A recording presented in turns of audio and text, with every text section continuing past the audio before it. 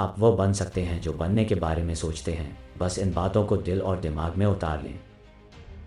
जो हो चुका उसकी परवाह करना बंद करो, कुछ नया सोचो, नया करो और आगे बढ़ो। जो हो चुका अगर उसी में उलझे रहोगे तो आपका आज खराब हो जाएगा। मेरी इस बात को आप हल्के में ना लें। आप इतने समझदार हैं कि आप मेरी इस बात को अच्छे से समझ सकते हैं। अगर आप वाकई पीछे घटने वाली घटनाओं को दिन रात अपने दिल और दिमाग में दोहराते रहेंगे तो आगे कुछ नया करने का निर्णय नहीं ले पाएंगे। जानते हैं ऐसा क्यों होता है? ऐसा इसलिए होता है कि आपका दिमाग जब बुरी घटनाओं विचार से भरे होते हैं तो यह अच्छे और प्रेरक विचार पैदा नहीं कर पाते हैं और आप हर काम में असफल हो जाते हैं। इसलिए मेरी मानिए, जो हो चुका उसे भूलकर एक नई शुरुआत करें। हर सुबह मेडिटेशन करना शुरू करो।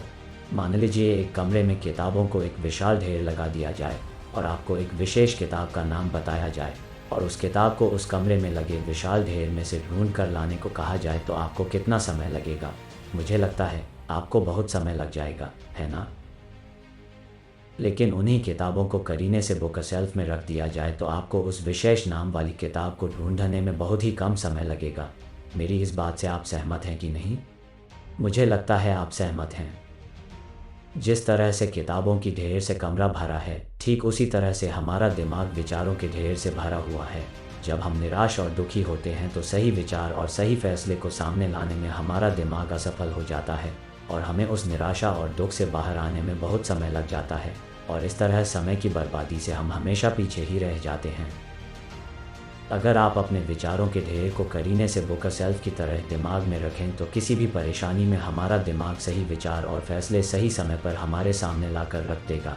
ऐसा करने का सिर्फ एक तरीका है, बस आप हर सुबह मेडिटेशन करना शुरू करो, क्योंकि मेडिटेशन में वह पावर है जो आपको अंदर से कुछ कर गुजरने की ताकत देती है, आपके दिमाग में चलने वाले उथल पुथल को शांत करती है और सही रास्ता दिखाती है और सही निर्णय लेने की क्षमता पैदा करती है।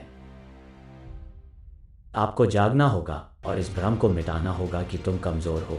तुम कभी न मरने वाला आत्मा हो। तत्व तुम्हारा सेवक है, तुम तत्व के सेवक नहीं हो। यदि आपकी परिस्थितियों पर अच्छी पकड़ है तो जहर उगलने वाला भी आपका कुछ नहीं बिगाड़ सकता। शिक्षा क्या है? क्या यह किताबों से मिलने वाली विद्या है? नहीं। क्या यह नाना प्रकार का ज्ञान है? नहीं, यह भी नहीं। जिस संयम के द्वारा इच्छा शक्ति का प्रवाह और विकास वश में लाया जाता है और वह फलदायक होता है, वह शिक्षा कहलाती है। किसी भी चीज़ से उम्मीद ज़्यादा मत रखो। अगर आप अपने जीवन और सफलता की दौड़ किसी और की उम्मीद पर छोड़ दिए हैं तो यह जीवन की सबसे बड़ी भूल है।